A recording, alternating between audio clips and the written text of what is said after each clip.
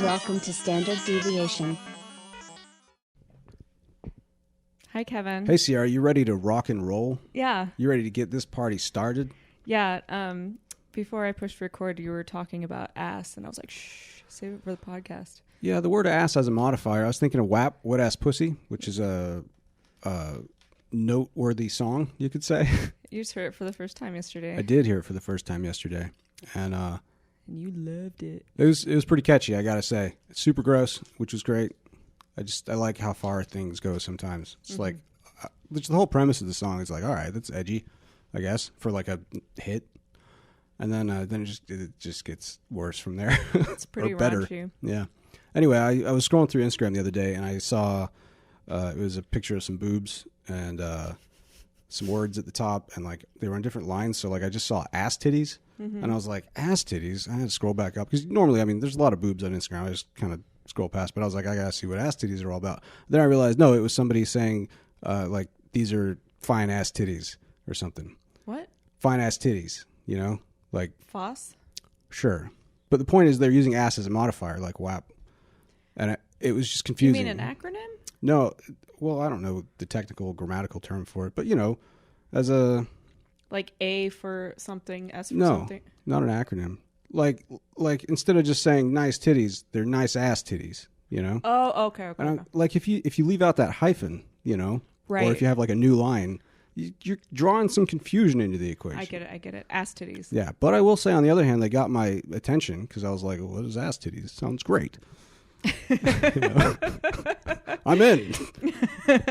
But it's funny. I've speculated a lot about ads and memes and shit and just posts on social media, and like I started to notice around 2013 that the typos were getting more and more common and more accepted, and I started to wonder if it was deliberate because I started seeing it in like NPR and some other well-regarded media outlets would have like obvious typos, and I started wondering because every single time they do, a lot of people go in the comments and complain about the typos, or you know, they want to be smartasses.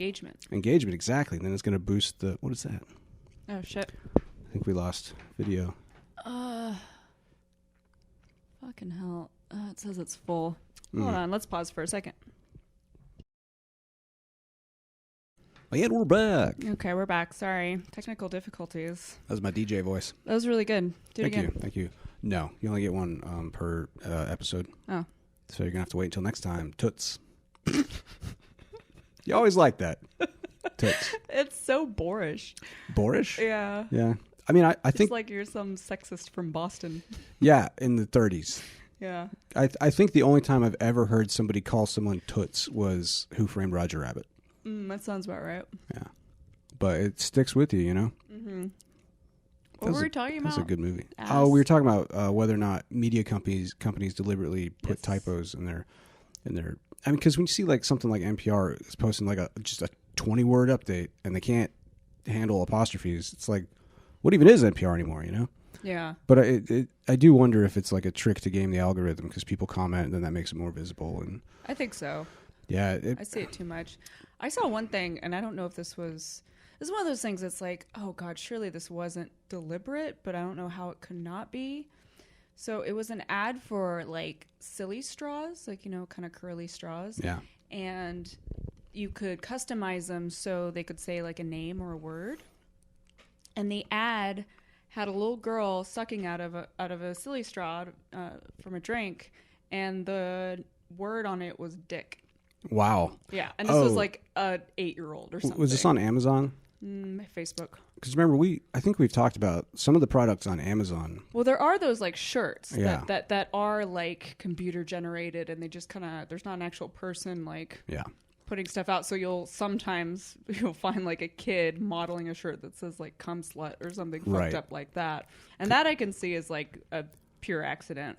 The straw one, I mean, it's something about like actually making a straw into a word that seems like... Oh, it was like the shape of the straw. Yeah. Oh, wow, yeah. It was like in cursive. So that seemed more like, surely someone would have caught that. Yeah. Like, hey, guys, maybe there's any other word we could use for this. Or any other name or... Yeah, that was a weird one. Yeah. I mean, that could also be Photoshopped. Though. Like, they might have just, like, you know... Some kind of automated one. It definitely got people's attention. Although, yeah, that's not... I don't know. AI is. Oh my god. Oh, what the hell? Sorry, hold on, guys. And we're back. Sorry, guys. A lot of technical difficulties this podcast. That's what we get for recording, once every 2 months. Yeah. We forget how to do it. Yeah, for sure. Crooked, in my opinion. I mean, it's always your fault. It is always my fault. Because I do all the technical work. It's true. And it's... You're just here to look pretty. Yeah, I'm the talent. So yeah, crazy straws. Hairy balls. Bouncy balls. Chinese balls. That's God, I don't even know how to describe that. It's a reference to Balls Girl. Yeah. How she was known at the time. She was coming out of surgery and Yeah. Anastasia. Yeah, Anastasia. She was all doped up on Anastasia. Yeah. Her mom was recording her. She's talking about bouncy balls and Chinese balls and hairy balls. It was funny. Yeah, it was very funny. And then she started, her mom was like, stop it. She's like, or no. She was like... It's not going to be funny if you tell the whole thing. No, it is going to be. It's going to be hilarious. Right. So you're talking about balls, and she's like, stop it. And she's like, bouncy balls. And her mom's like, oh, okay, you can talk about bouncy balls. And then she's like, hairy balls. And then she starts winking with both eyes. Just barely. It's just like barely closing. I came out of surgery one time, and I don't remember it at all, coming out of anesthesia. Yeah. But I remember I must have came out, don't remember coming out, and then probably passing back out and resting. And then I remember when I remember waking up, the anesthesia doctor was telling me that when I first came out, I was laughing and cracking jokes. He'd never seen anything like it before. Really? Yeah. Wow. Yeah. Interesting. So I was like, oh, cool. Yeah. Because a lot of people come out crying or my dad comes out in a panic attack almost every time. Yeah. So I have to re-dope him. That's scary. Yeah. I've only come out, I think I've only had anesthesia once, general anesthesia. And I remember just waking up and I was just lucid. It's fine. Although maybe there's a part I don't remember where I wasn't. It could be. Because he was telling me and I thought he was fucking with me. But I was like, that'd be kind of a weird thing for him to joke around about. But he was like, no, you came out and you were just laughing and cracking jokes. Man, I remember when I left that surgery, they gave me really bad information, almost none of it. And I was all dopey and they didn't explain anything. They gave me a sheet of paper and some Lortabs. Mm-hmm. So I was like, all right, I'm going to have a Lortab, whatever. Is that Vicodin? No, it's oxycodone. Okay. Or hydrocodone. It's one of the codones. I remember you were talking about Lortabs before, and I didn't know what it was. I think that might be a regional thing. Yeah, it must be. Yeah, in Florida, Lortabs are probably the best known painkiller. But anyway, I took one and had some water and a little coffee and then threw up in my dad's car immediately. Nice. Yeah, and then I read the paper they gave me, and it was like, oh, you should eat something before you take this, and don't take this yet, But they just handed drugs to a drugged person, and just go away now, bye. Yeah. And I'm like, okay, let's do this. Literally, as soon as we hadn't even left the parking lot yet, and I'm puking on my dad's floorboard. It's gross. Yeah. I never mind. I remember when I was 18, I wanted to do something that I wasn't allowed to do, so I got my lip pierced. And it was kind of the same sort of thing. They just put a hole in my mouth and sent me on my way and didn't tell me how to take care of it. And then later I read it because my lip blew up 3 times the size it should have been. It was very painful and red. Wow. And then I looked up and I did everything wrong. Yeah. The things I ate, not cleaning it, oral sex, everything. Yeah, my thing, it was a surgery near my hip, and I did everything wrong too. They really didn't tell me anything, but I was walking around same day and the next day, a lot, and I was not supposed to be. I was not supposed to walk around, and I think I have permanent nerve damage because of that. Part of my thigh is numb. This was 10 years ago that I had this surgery, and I'm pretty sure it's because I was up walking around. And I wasn't supposed to be. I was supposed to be in bed. They just didn't tell me. Nobody told me shit. So what, are you numb on a certain part? Yeah. Part of my inner thigh on the left and hip area is just numb. Sometimes I get electrical shock sensations. Mm-hmm. In fact, what's crazy is that one time I was doing this really deep meditation, and that portion of my hip and then an old scar at the bottom of my leg both started tingling really intensely during this meditation. And I have no idea why, but I think I somehow excited the nerves that had been damaged in both scars, each of which was years old at that point. I don't know how, though. I don't know what I did that made it do that or what it was. Yeah, it's really weird. I'd like to look into that actually, because it wasn't subtle. It wasn't in my head. It wasn't like, oh, I'm doing weird meditation shit. Who knows? It was like very clearly something was going on. Wow. Yeah, it's weird shit. Man, the medical establishment, it's so fucked. I mean, this is like this. Just assuming you can get a surgery, this is how they handle it. They're just like, we did the thing. Go away. Send us money. We cut you open. We sewed you up. Yeah, bastards. It is April 3rd, 2021. We are in the middle of spring here in Portland, Oregon. The flowers are blooming in my backyard. Those yellow ones are pretty. Yeah. I was in Hawaii for the week, and I came back, and they're all bloomed, and I was like, oh, that's nice. Yeah. I think around this time of year is when I start to smell something. There's some flower nearby. I don't know what it's the time of year where you start to smell something? Yeah. It always smells like honeysuckle to me, but I think that's just because, like, that was one of the first flowers I smelled and, like, knew what it was, so now every flower is honeysuckle. I don't know if that makes any sense. Sure. Why not? Honeysuckle. What a weird word. Honeysuckle. A little bit. You know what I think it's called that? I'm pretty sure honeysuckle actually produces a little honey, and you can suckle on it. That makes sense. The little flowers, you can, like, drop a honey out. You ever done that? I think so. Yeah. It's pretty cool. Pretty cool.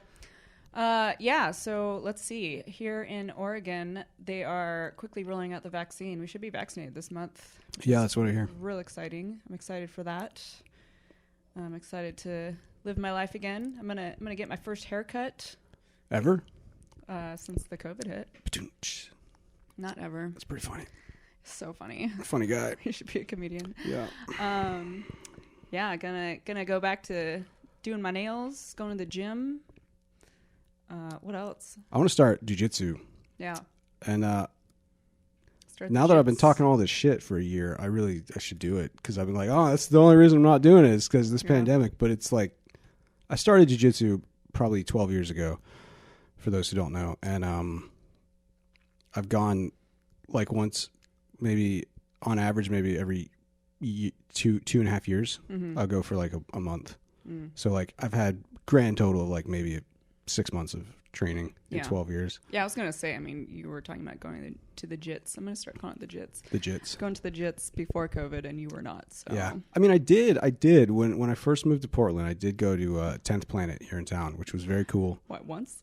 No, I went for a whole week. Okay. I went like 4 times and actually overdid it and hurt all of me, mostly my neck.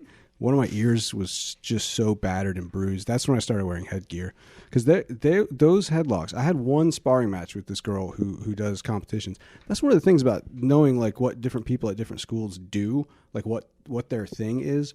Because when I've done jiu-jitsu in the past, a lot of it was at Gracie schools, which are mostly geared toward self-defense and like some sport aspects depending on the specific branch, but it's not super intense. It's not a lot of competition, so like you don't have people going that hard, You've got like people from different walks of life, different physical fitness levels, which is great.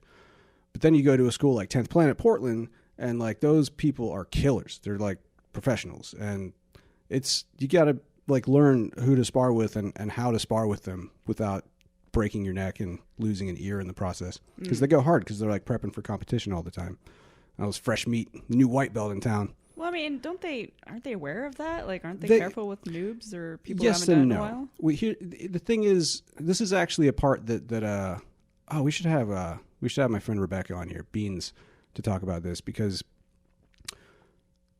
there are people like Beans who are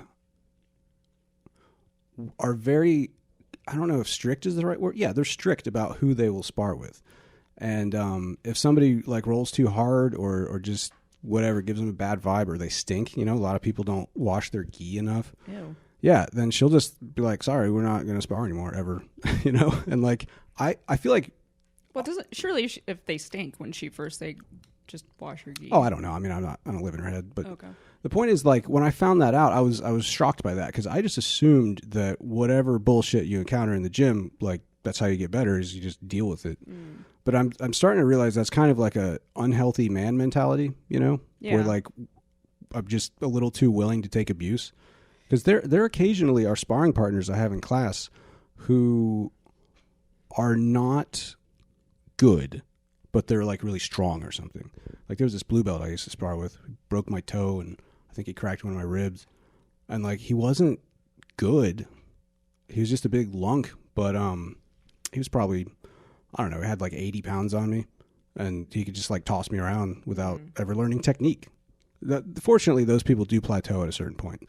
You can get kind of far that way, but after like blue belt, you got to actually learn a skill here and there. Well, I mean, it seems like an intimate thing to roll with something. So yeah, you should be able to say no to anyone you want to. Yeah, and like there is a thing where like people will ask for like a light roll, and I think everybody is expected to respect that. But a lot of people will maybe like lose track of like what is a light roll when they're like a couple minutes in. You start to get competitive, and then next thing you know, it's a heavy roll, and noses are bloodied and stuff. I don't know. But I do think when I do go back, I'm going to be a little more cautious about where I go, because 10th Planet's awesome. I would love to train with them more. But they do a lot of leg locks. This is something I've mentioned. And it's kind of controversial. Leg locks in jiu-jitsu are controversial. I personally think that they're much more dangerous than arm locks. In fact, most traditional jiu-jitsu schools ban leg locks until you're a brown belt, which is like usually about 8 years of experience. Because they're so dangerous, you have to really know what you're doing, and you have to know how to control an opponent and read them so you don't just break their knee in half.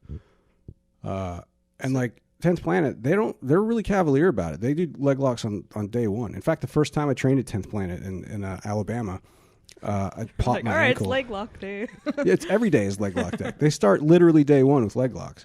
I was a little touchy about it because like I knew all this going into it. I knew, and the short version is the reason leg locks are more dangerous is the anatomical structure of the legs. So with your arms, you have a lot of tendons that hold the joints together. So when you're bending them or hyperextending them, they hurt, and there's some stretch before they break or dislocate. So the pain helps you know when to tap out, and you get a little bit of stretch before you lose your arm. With the legs, like the knees and ankles, that's not the case. It's mostly ligaments. There are some tendons, but it's mostly bone anchored to bone by connective tissue that doesn't have nerves. So that means you can't feel that it's about to break, and the ligaments don't stretch. So leg locks just snap. Yeah. Oh, and I don't know how it is that so many people think that that's not a real concern. Like a lot of people know that it is, but a lot of people still are like, no, it's fine. Just hand wave it. Yeah. And I also know personally, I know a lot of people who got into martial arts and hurt their leg right away, tore their ACL. That's what I hear so often. One was our friend who was in a Krav Maga class. Some moron was just throwing leg locks on a noob and tore her knee in half. Yeah, poor thing. Like, she didn't have health insurance. It cost her so much money. Yeah, and she had so much surgeries time recovering. And shit. Yeah. And like that stuff's serious. And it's not necessary. Yeah. I think the traditional schools are right to keep leg locks to the advanced classes. It's just too risky, far too injury prone, because you get injured in jiu-jitsu. Anybody that tells you don't get injured in jiu-jitsu is trying to sell you a membership. You definitely will get injured, but it's usually minor and quick to recover. I mean, I broke a toe once. That was the worst I ever had. Dislocated my nose a little bit. I think it might have broke. I don't know. It's hard to say. Lots of bleeding, scrapes, bruises, ribs bruised, smashed knuckles, mostly rib stuff for the most part. Ears, so now I wear headgear. But all that's relatively minor. But you go tear somebody's knee in half, and like that could be like lifelong damage.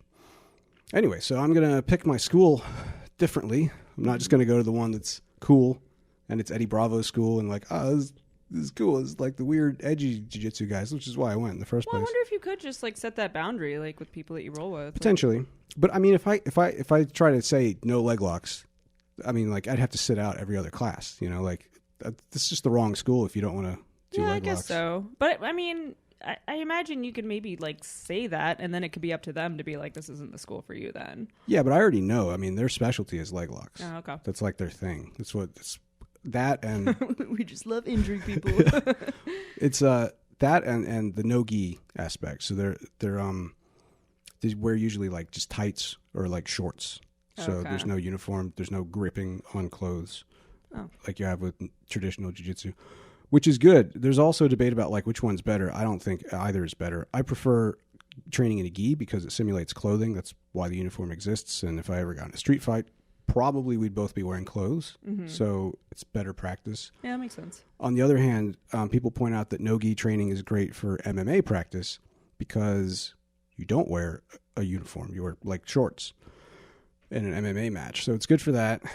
And it's also, I will say, it's really good for body positioning, like learning interesting maneuvers and positioning, because when you have grips to use, the tendency is to overuse them, and you end up in kind of locked in rigid tug-of-war fights.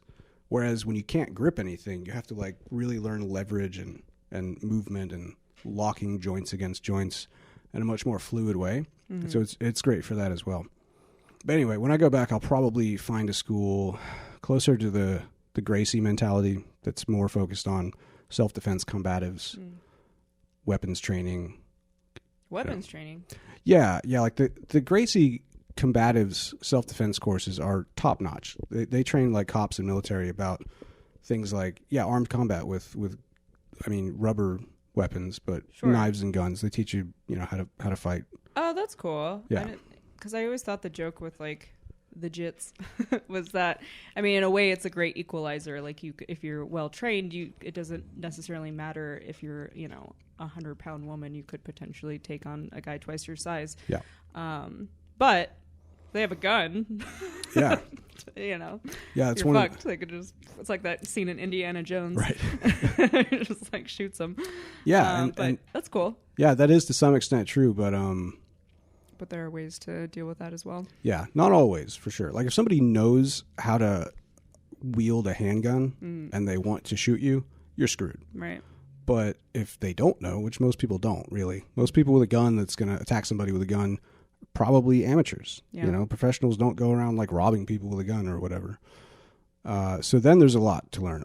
Really a huge amount of it is range. Like when we watch movies, I'm always pointing out when somebody makes a mistake by getting too close with a gun. Right. They have their arms stretched out. And they do the like, right. Yeah. It's the worst thing you could possibly do. It's like, oh, thanks. You got to keep it at your hip, keep it close. But yeah, so that knife training, stick training, eskrima adaptations. One class I had was pretty cool. It was a cop was training us on knife fighting, and he had knives that were like plastic knives, but they had taser edges. So if they touched your skin, it would electrocute you. Whoa. Yeah. That was because otherwise it's kind of hard to take it seriously when you're like training with a rubber knife. You learn some techniques, but you don't feel the danger, But he had shock knives. So you definitely felt the danger. It really added it amped up the training. Yeah. It was very cool. That's pretty cool. Yeah, it's horrifying training in knife fighting, because you just think of if this was a real knife fight, one of the first things you got to know about a knife fight is that if you go into a knife fight, you're going to get cut. Like the odds that you're going to disarm your opponent and defeat them before getting sliced up is like nil. Oh, what the hell? Low battery. Low battery. Still going. God, there's no telling how long that's going to last. Whatever. Just keep on charging. But yeah. So, and then I was also thinking about, beyond that, I actually would eventually like to learn actual armed combat, like not disarming people at close range, but weapons combat, like combat gun ranges, things like that. But that's kind of down the line. Yeah. Because one of the things about jiu-jitsu is great for fighting, but it's also really good for fitness, know? And so it's easy to justify the investment of cash and time and energy. But like gun combat training is a little harder to justify. I do love laser tag though, man. Yeah. I only did it once. It was so much fun. I know. So I was like, when I was in Hawaii, our mutual friend was talking about how she wanted to throw a party and she knows this like laser tag location that she was going to invite people, and how it's all like, I don't know, military something, yada, yada. Yeah, she's going off about it. And I was like, oh my God, will you please repeat what you just said to Kevin? Because he will both poop and cum in his pants at the same time. Gross. I was like, Kevin loves laser tag. He's only done it once and he is constantly talking about it. He will not shut up about it. It's 4 years ago. I did it once in New York. It was great. In fact, the last time I talked to her, our mutual friend, we talked about laser tag. That's when we got back from Burning Man last time. That was our last probably told you about the place she was talking about. Probably. Yeah. I mean, laser tag was actually invented by the military for military combat training, which makes sense. Yeah. It's like paintball, but like less messy. And less painful too. Yeah. Because you can get serious welts from paintball. Yeah, for sure. Yeah, I have. God, every time I talk about laser tag, I want to like tell people what I figured out, because I played 3 games in a row with like rapidly increasing skill until I just totally wiped out everyone by the 3rd game.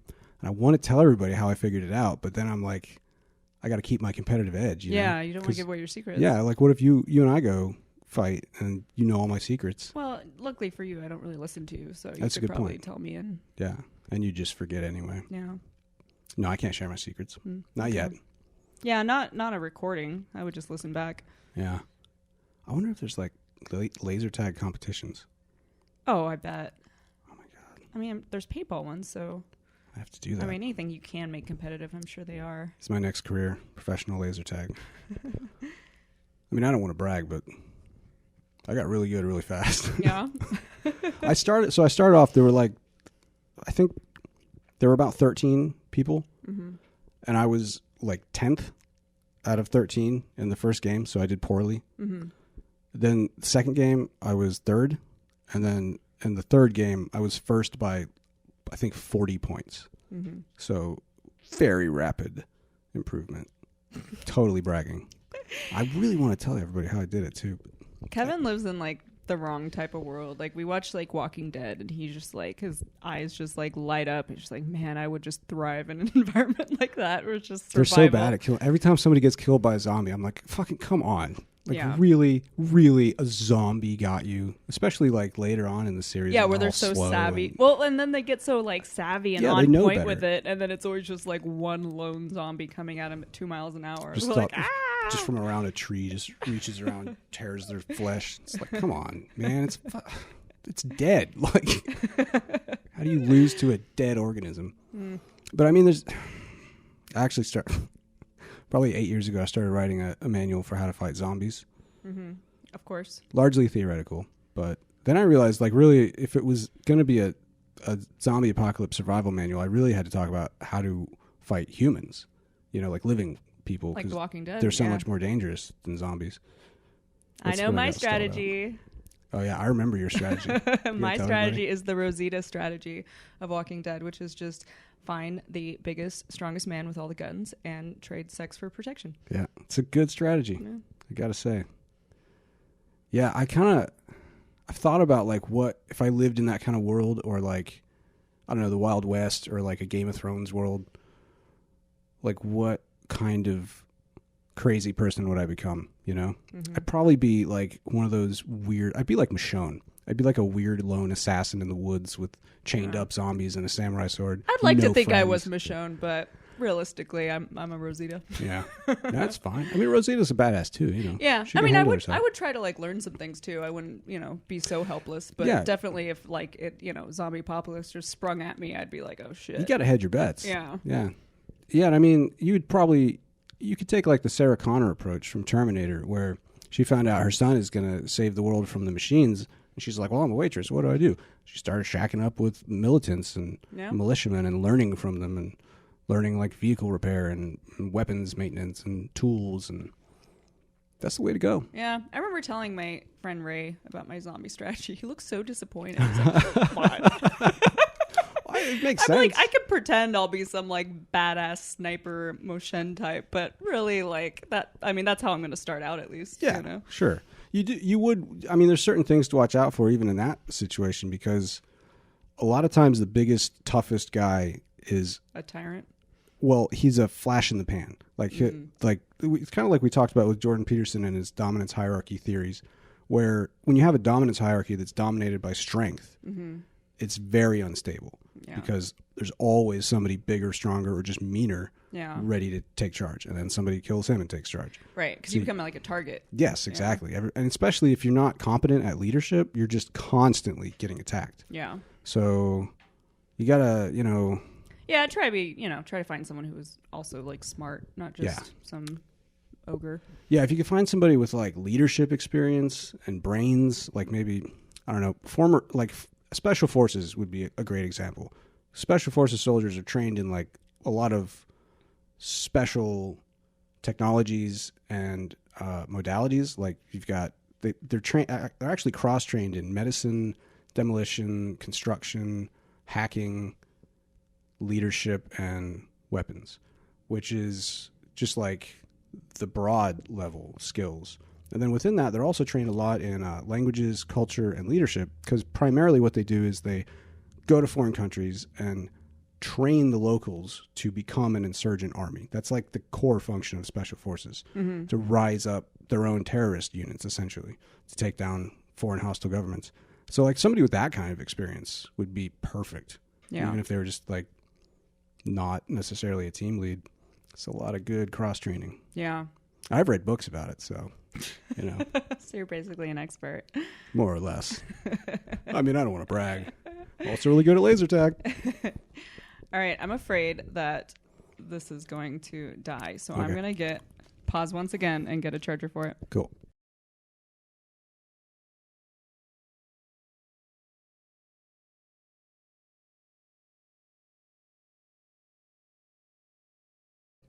Hello again. And we're back. Oh, shit, that was 2. Damn it, you owe me one.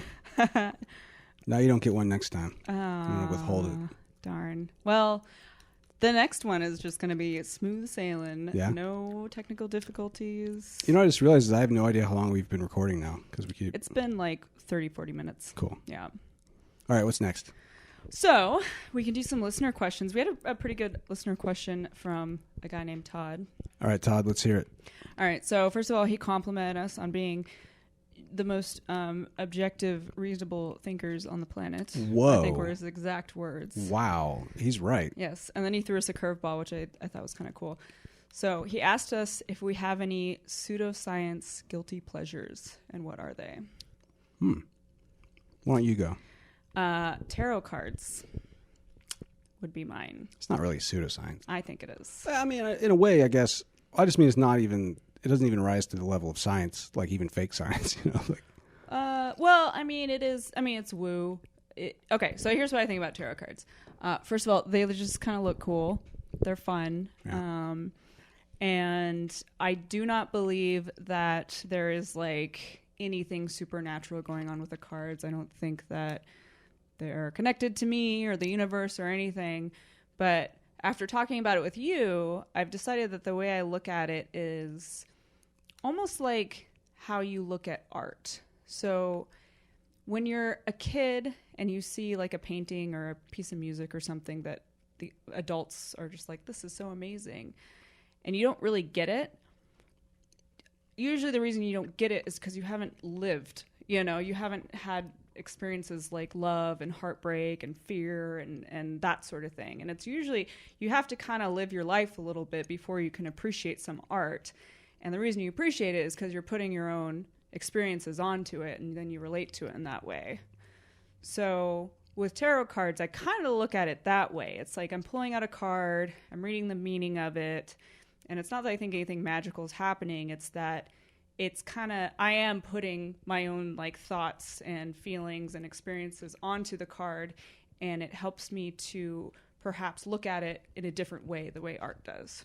So yeah, that's a really good description. Yeah, so that's why I like them. Yeah, I like them for that reason as well. And I am agnostic about whether there might actually be something more going on. Yeah. And I guess that would be, I don't know, guilty pleasure is putting it strongly, but I guess that's fair because I don't have a cogent explanation. Mm-hmm. I don't even have like speculative hypotheses about how there could be anything more than that, what you just described going on. But I kind of have left the door open on that. In fact, I would say that's my stance on a lot of woo stuff. Yeah. Is that I'm kind of open on it because I think a lot of it, if I took the time to really look into it and study it and come up with my own systems of analysis, I would conclude that they're rubbish. But I think a lot of them are not. I think there are things that would fall into the category of paranormal or supernatural. I don't personally think anything is paranormal or supernatural, but it's kind of semantic because supernatural means like not natural, and nothing is not natural. Right. What does that even mean? Yeah. Well, I mean, like, so an example is like psychic phenomena. I think that a lot of it's real, but I don't think it's supernatural. I think we just don't understand it. I think science is, you know, it's an ongoing process, and I think we're just a ways away from understanding a lot of stuff. And so it can come across, it can seem like magic, a lot of it, but it's not like literally magic, you know, unless you have a really loose definition, in which case everything's magic. But like a good example is that we had a podcast probably 8 months ago or so where I was ranting about psychic dogs, Rupert Sheldrake and morphic resonance and all that.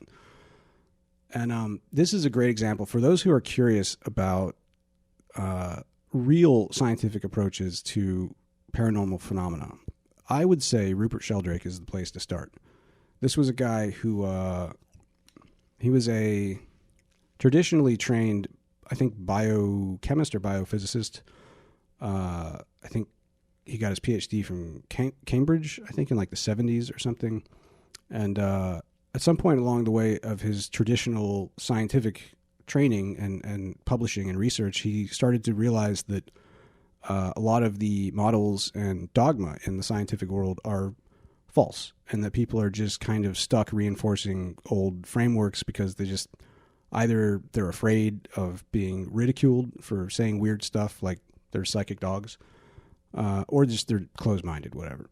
So he started doing his own research and publishing results, and I gotta say, it's compelling. His research results, and ironically, what convinced me of the accuracy of a lot of his work was what the hell? Someone's calling me now. Oh, gross. Ew. Why would somebody call? This is the worst video ever. Sorry, guys. It's like 5 edits now. But so ironically, where I became convinced of his the rigor of his work and his honest disposition is from his critics. Watching how his critics make a mockery of scientific criticism just reinforced him. Like the psychic dog phenomena is a great example. For those who are curious, find Rupert Sheldrake's website and, I don't know, search it for psychic dog, whatever. You'll find a series of articles. There'll be one main article and then 5 links at the bottom, about 5 links, which are different skeptics trying to chime in and refute his findings about this psychic dog. And then if you read the rebuttals to those criticisms, and then the rebuttals to the rebuttals, by the end of it, it seems obvious, at the very least, he is vastly more qualified and believable than his critics. And it seems like his critics, for the most part, are just hacks. Like a lot of them are the James Randi type, the magician turned skeptic, which I could talk for weeks about how much they annoy me. But yeah, so anyway, I'm not going to try to convince anybody that there's a psychic dog, right? But if you're curious about whether there is a psychic dog, just check out these papers. I honestly think that if you approach this and read each of those papers with an open mind, I want to say you can't walk away thinking that it's fake, you know, and that the skeptics are right. I really don't think that's a viable conclusion based on the data. It's fascinating. What he was actually studying in this one case, and by the way, this is one case. He's written probably a dozen books, and he's got tons of published, peer-reviewed experiments, including experiments he co-ran with skeptics. There's these critics who think he's just full of shit, and they challenge him to like, why don't you do a study with me? We'll do the study together, and we'll check each other's work. And he's like, fine, let's do that again. And then he's right, and then they find some excuse to not publish it, and he publishes it anyway. But anyway, the psychic dog one he was investigating whether or not this particular dog could tell when its owner was coming home from work or anywhere. Because that's a thing, I guess, people say about dogs. They go up in the window when the owner's coming home. Right. And normally you would assume, they just hear the car, or it's that time of day or something. But they accounted for all those variables. And I got to say, man, it really looked like this dog was somehow tuned into its owner's intent to come home. Which is really interesting. And it's not supernatural. It's not paranormal. It's just science hasn't gotten there yet. There's something going on. Yeah. Yeah, I haven't gone through that rabbit hole. Yeah, I know we have different opinions about skeptics. Yeah, you're wrong. I'm skeptical of the skeptics. Actually, you are the one who is wrong. I think there's actually a website called skepticalofskeptics.com Oh, or that's cool. something like that. Here's the thing. I don't have anything wrong with actual skeptics. Everybody should be a skeptic, especially if you're a scientist. You have to be a skeptic. Yeah. It's just a prerequisite. But then there are people who made a career out of being skeptics, some of whom are probably doing it right. They're still sticking to whatever. They have integrity. But I got to tell you, a lot of them don't. A lot of them are just mockeries. What's that one guy's name? Always Michael forget his Shermer? name. No, Shermer, I'm kind of on the fence about. I think he's come around a bit in Yeah. recent years. He started to see that he actually kind of did have the blinders on. Yeah, I think it's a fair criticism to say, like, they definitely have, like, a bit of a knee-jerk reaction that anything that sounds, untrue, they'll like, for instance, Michael Shermer was, when Jeffrey Epstein got moited, he was just like, oh, no, it's, because it sounded like a conspiracy. And his knee-jerk reaction to conspiracies was like, well, that's not true. Conspiracies are bullshit. And I think it was, like, Joe Rogan talking about it and talking to him. And he was like, well, the cameras were turned off when he supposedly hanged himself. And Michael Shermer was like, oh, really? Well, okay, it sounds like a conspiracy. And, like, the guard fell asleep or something. Yeah, like, so it was, and to his credit, once he got more information, he changed his opinion on it. But his knee-jerk, thought was like, come on, guys, like, don't believe the bullshit. Yeah, and so I have two issues with the overall approach. One is, well, actually, just a footnote about that. Yeah, conspiracy theories are often wrong, but maybe usually wrong, but not always. I mean, there are documented, declassified conspiracies, specifically that the U.S. government, I mean, there's tons of them. There's just so many. Especially if there's a few people involved. That's what makes a conspiracy easier to pull off. When you're talking about something like 9/11, it's like, do you have any idea, like, what it would take to pull something like that off? Yeah. Having a controlled demolition. But then on the other hand, think of it like this. There's a lot of military and intelligence information that's classified, and it's not leaked. Sometimes it is, but for the most part, it's not. And that's a lot of people keeping a lot of secrets.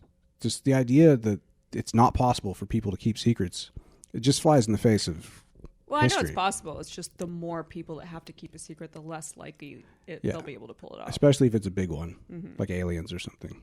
Because people would be, like, really compelled beyond their job duties to tell the public about certain things. Yeah, or something like 9/11 where there were so many witnesses and stuff like that. Yeah. Yeah. Anyway, no, I just had a whole different line of thought about. I mean, one of the things that the U.S. government's really good at is getting foreign agents to do their bidding. Yeah. I mean, it's what I was talking about with special forces. There's a reason that special forces are, like, prime source material for the CIA to recruit from, because the CIA likes to do a lot of sketchy shit, mostly overseas, and they need people who are trained in doing sketchy shit and getting foreigners to do their bidding.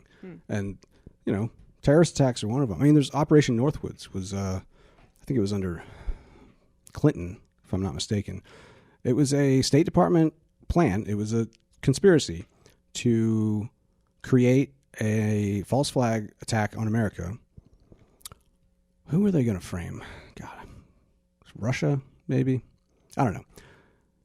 But the plan was literally what people say 9/11 was. And this was an actual plan approved all the way up through the chain of command and the Joint Chiefs of Staff to the president, who vetoed the whole idea. In fact, was it Clinton? I can't remember which president it was. But the point is, our intelligence and military community came up with a plan to use an American airliner to attack American civilians with high casualties and use it as a fake excuse to go to war. And they didn't do it, in theory, supposedly. But the fact that they considered it and wrote it down and passed it up the chain to the executive in command, it's pretty fishy. Really fishy, yeah. And I don't think 9/11 was a conspiracy. Personally, it doesn't seem like it. But I get it. I get why people wonder. Oh, yeah. Well, I mean, the psychology behind conspiracy theories, like, you almost have to learn how to, like, be aware of them, or else they are very like alluring. They are very intriguing. Yeah. And if you don't really understand, like, different cognitive biases and things like, confirmation bias or, like, cherry picking and stuff like that, your brain wants to make patterns of things, even if there isn't a real meaningful pattern. And people are really bad at playing devil's advocate against themselves and trying to poke holes in their own. Like, I remember I saw on Facebook a few years ago, somebody shared a photo of, I don't know, Saturn or some planet that had been photoshopped. It was a composite photo that NASA had released. And this person found the two original photos and was like, look at this. I have proof that they made this third photo out of these two photos. And I was like, wow, that's actually pretty interesting. Let's suspend disbelief and say, what if this is a conspiracy? So I looked into it, found the source photographs on NASA's website where they said that the third photograph was a composite. NASA said that they did this. Yeah. It was deliberate. They were just trying to create an illustration. But this became this huge viral conspiracy theory. People claiming they did this thing that they did and said they did. Right. You know? And like that's the kind of thing where it took me like, I don't know, 2 minutes to debunk. Yeah. And people just aren't willing to do that. They just want to believe some grand conspiracy. Well, when something like that happens, what you should do is be like, huh, that's interesting. And like, look into it. Don't just make a conclusion from there. It's like when COVID hit, someone's mom sent me. I was getting a lot of people's parents like DMing me just the stupidest shit. Just like one of them told me that like you could cure COVID by huffing a blow dryer, and it was just like this audio tape of someone who was supposedly a doctor because he said he was a doctor. And it was just like, oh my god, are boomers okay? Jesus Christ. But one of us, like someone's mom sent me this like video of a guy, and he was at a grocery store, and he was like, all right, check this out. And he pulled out like some Lysol off the shelf or something, and it had a list of things that Lysol disinfects, and in it was COVID. And he's like, what's going on here? I thought we'd never heard of this COVID or whatever. And I was like, and at the time, like I was like, okay, that's interesting. And then I looked into it and I realized that COVID is like COVID-19 is like COVID's one of many different. Yeah, it's coronavirus. Yeah, and it's not the coronavirus isn't itself novel. It's this type that's novel. Yeah, and that took like 5 minutes of research. Right. You know, but the problem with her was just like, whoa, that's spooky. They're obviously hiding something and blah blah blah. And like that's how you think you're going to uncover it because they printed it on the label of Lysol. Like Lysol's in cahoots with the feds, and they forgot to take COVID off the. Come on. Yeah, that's the silly thing about conspiracy theories is like the people that really believe in the crazy ones, they think everyone's being fooled except them. Right. Because they find something on the back of a fucking Lysol container that's sold at the supermarket that anyone can pick up. Like, they're the brain geniuses that uncovered this massive secret. So strange. Yeah. I mean, when I was a kid, I got into a lot of conspiracies without really thinking twice about it because it was just like fun. Yeah. But, you know, you got to grow up eventually. Yeah. Just grow up. Yeah, grow up. That's what I say. All right. Would you like to know a cool fact about chickens? Okay, yeah. All right. This is a right turn here, guys. This has been my favorite fact I've been telling people because we have 4 hens. And I was noticing that one of our hens, Tofu, is like often like louder than the other ones. Like she squawks more in the morning and she kind of seems like a bit alpha compared to the rest. So I was wondering, I was like, I wonder if when you have a flock of hens and there's no rooster, if perhaps one of the hens kind of takes on a more alpha role. And so I was looking this up and I found something way more interesting, which is, this is a very rare condition, but hens, when they develop, they have one active ovary, and one dormant gonad. And very rarely there'll be a case, and I think what I read was probably just one case study. I don't know if like how often this has been observed, but it was this chicken named Gertie. And she developed a tumor on her one ovary. And so she stopped laying eggs. And that tumor, since it was like inhibiting her ovary, made it so her gonad was activated. And she started developing a waddle. Wow. And she started crowing. And she started getting like curved from, you know, hens have this kind of like short tail feathers. She was growing these longer curved tail feathers. And she was essentially a transgender chicken because she had the same, like, I assume, XY chromosome, but phenotypically she looked like a rooster. Interesting. Yeah, isn't that wild? I guess just the hormones just took over and made her a rooster. Yeah. Wow. That is interesting. And it kind of makes sense because they're basically dinosaurs. They're like, you look at them, they're like feathered lizards. And I know there's a lot of lizards and stuff like that like change. Morph. Yeah, depending on how hot the sun is or whatever. That's weird. Yeah. That's interesting. It makes me wonder a lot about like how big of a role hormones actually play in development of people too. Mm-hmm. You know, like I remember I had a professor once who said that after World War II, like the next generation of newborns in Germany, a lot of them were gay, like a huge proportion. and it was a strange anomaly in the data. And people looking into it, their best hypothesis at the time was that the women in Germany during the war were malnourished. So the pregnant ones weren't eating enough to allow the fetus to develop normally, and were absorbing the testosterone that should have been going to the fetus, in part because they were malnourished and in part because it was so stressful living in Germany during World War II. And the lack of testosterone created like a whole generation of gay male babies. That the lack of testosterone in the developing boy brain made them gay. Well, I know it sounds like a stretch. It sounds ridiculous. But I mean, do gay men have less testosterone? That's the thing, is I haven't looked into any of the details. Maybe. I don't know. I mean, I know, like, stereotypically, a lot of gay men are, like, more effeminate, but yeah, a but lot not of them all. are. Yeah, a lot of them are big, plenty buff of them bears. Are. Yeah, totally. Yeah, plenty of them have no indication of low testosterone. Mm-hmm. But I don't know, and I can't cite anything. Yeah. In this was like 13 years ago at A&P professor. I was just kind of telling the class about this, but he knew his shit. This is Dr. Bill. I've mentioned Dr. Bill before. Nice. Brilliant, crazy A&P professor. But anyway, so like that's one that I just kind of filed away in my head, and I was like, sounds like bullshit, maybe true. But hearing about things like this trans chicken, I don't know.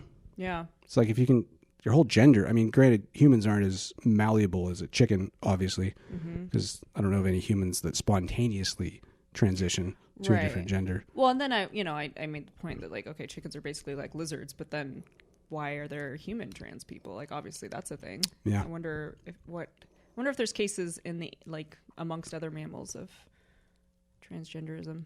Yeah, I don't know. And come to think of it, the implication might not have been that the men in Germany themselves had low testosterone, but that they had low testosterone in utero.